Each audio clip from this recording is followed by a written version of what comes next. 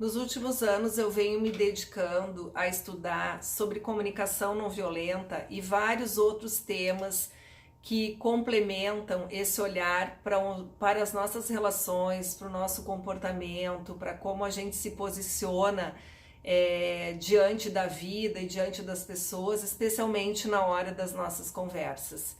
Essa pesquisa que o Marshall Rosenberg, autor do livro da comunicação não violenta, fez lá pelos anos 60 e que aborda justamente de onde vem essa nossa linguagem, o nosso comportamento mais compassivo ou mais violento, é impressionante, assim, o tanto que traz de profundidade, de autoconhecimento e de mudança de perspectiva sobre as situações da vida.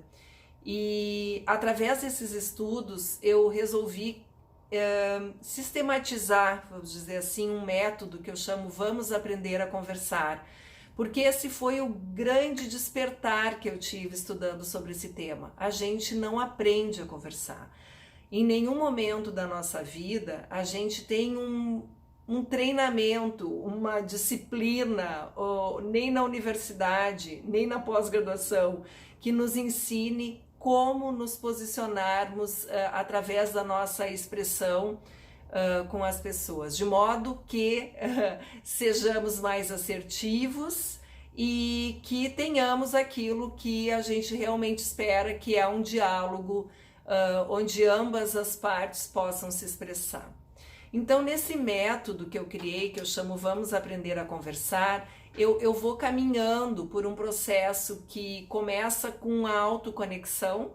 Na autoconexão, a gente fala muito sobre essa questão do como eu me sinto diante da situação e quais são as minhas necessidades, porque nós não fomos ensinados na nossa educação a falar sobre nós, as nossas percepções. A gente, por sinal, foi ensinado a preferencialmente não sentir muito, né? Então, tudo é feio, ou tudo é exagerado, ou enfim, se sente raiva, fica de castigo, se tem medo, não pode sentir medo, e tudo isso foi nos transformando em seres muito autômatos em relação a sentimentos e emoções. Então, a gente não reconhecendo isso, não sabendo nominar, porque a nossa emoção, o primeiro lugar que ela aparece é nos sinais do próprio corpo.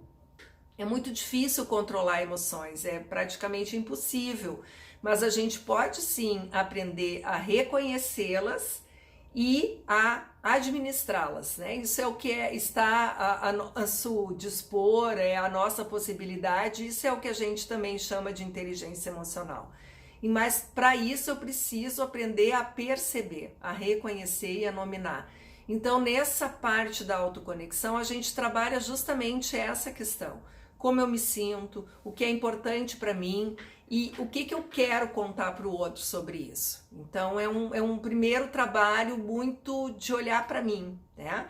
Depois, no segundo momento, a gente também aprende a olhar para o outro, através de um segundo passo que eu chamo de conexão. Na conexão a gente entende melhor o que é a tal da empatia, será que a gente consegue mesmo se colocar lá no lugar do outro e de que maneira a gente faz isso, porque quando a gente se coloca no lugar do outro, se a gente leva junto as nossas lentes, a nossa bagagem, a nossa maneira de ver o mundo, os nossos valores, o que é importante para nós não vamos ir para o lugar do outro, ver o mundo a partir das lentes dele. A gente continua sendo nós num corpo de outra pessoa. Então, isso não é exatamente empatia.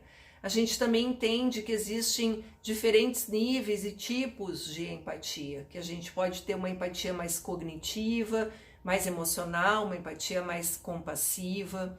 A gente também aprende algo importantíssimo que a gente não soube desenvolver, que é a nossa escuta.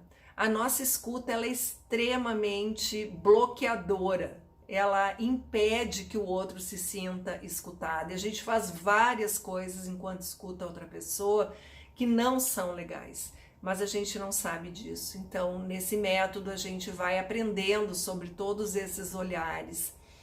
A gente também aprende a olhar, analisar a situação com certo distanciamento. E esse distanciamento é o que me permite entender que as situações externas a mim, elas não têm nenhum significado, que quem dá o significado sou eu. Mas o outro pode dar um significado diferente na mesma situação. Então é muito difícil que a gente veja situações da mesma maneira. E a nossa comunicação, ela normalmente inicia a partir dos nossos pontos de vista. Então a gente precisa reconhecer que julgar é algo inerente ao ser humano. A gente sempre vai julgar as situações. E isso, inclusive, nos protege, nos tira de uma possibilidade até de perigo iminente.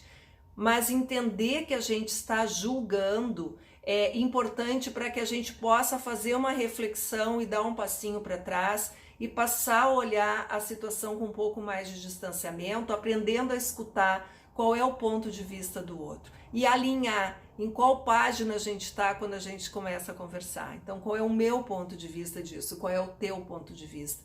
E isso significa se desapegar das nossas verdades absolutas, as nossas certezas, as nossas verdades absolutas, elas nos limitam dentro de uma bolha que nos impede de ver outras opções. E isso vem muito através do nosso pensamento automático.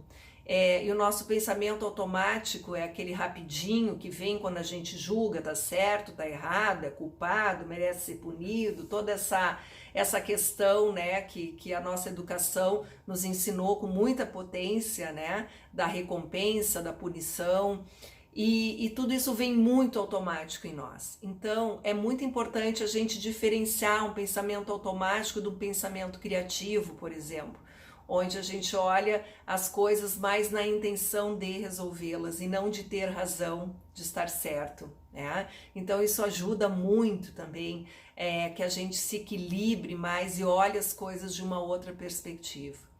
E nessa caminhada, então, da autoconexão, da conexão e da análise da situação, a gente pode então chegar no diálogo autêntico. O que é esse diálogo autêntico?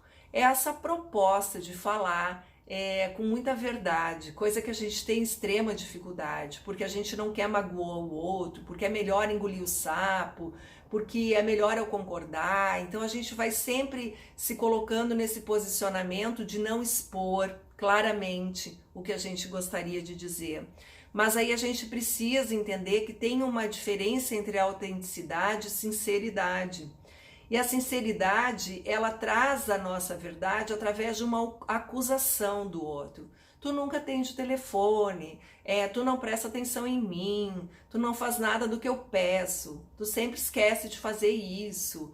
Então, quando a gente tem esse tipo de verdade jogada no colo do outro, qual é a tendência?